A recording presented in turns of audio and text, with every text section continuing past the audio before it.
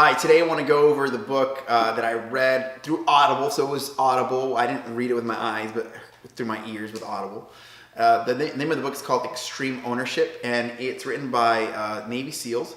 And the book is right here. That's the name. That's the way the book looks. Extreme Ownership.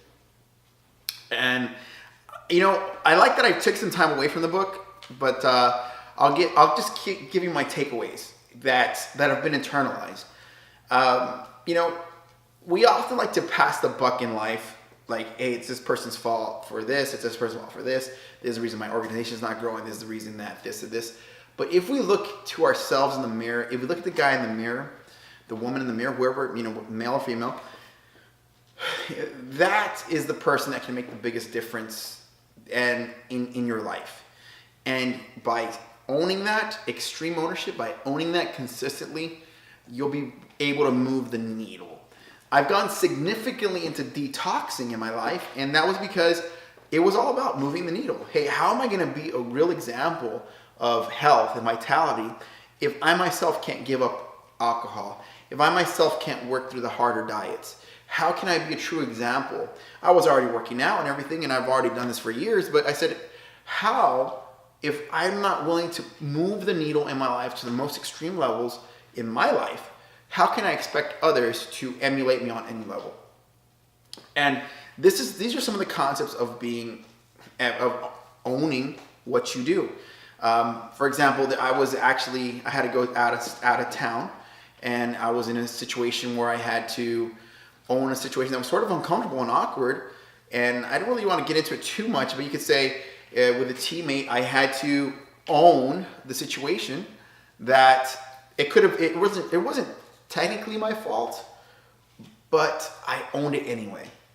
And I think when my teammates saw that I was willing to own something that was uncomfortable and not really, kind of like a gray area, like actually more not my fault, but I owned it. I think that my teammates said, this person is willing to put some ego on the line, And I think that these are some of the elements taught in extreme ownership.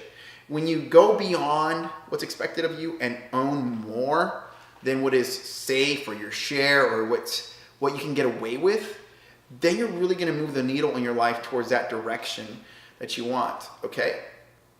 So these are some of the concepts. Now the book is kind of advanced because it goes into decentralizing leadership, where it's like, you have your groups, maybe working in 3 to 5 people groups at a time. And then maybe you have another team that's also in your organization, and you understand that you want to work with them as well, but you stick to your 5, and then at the same time you're far away from those 5 maybe, but you also want to be connected to what they're doing, right? So it goes into advanced concepts of decentralizing leadership, things like trusting others in your organization to make good calls. So it goes into very, very challenging things in leadership that I really liked the book. I really liked how it made me feel. When I say by feel, it's like, I think that they're so advanced, and these skills, these leadership skills are so sometimes very advanced that a lot of times they're going to take over and over application and mastery to do. But I think some key takeaways are going to be to become the example. That's going to be one of the keys in what I've seen. If you really want to reach people, you're going to have to become and do the work inwardly and outwardly so that people can see you as the example that you want to emulate in your business, in your marketplace. If it's a war zone, you're going to want to emulate what it is that you want to duplicate, okay? So that's going to be one of the biggest keys.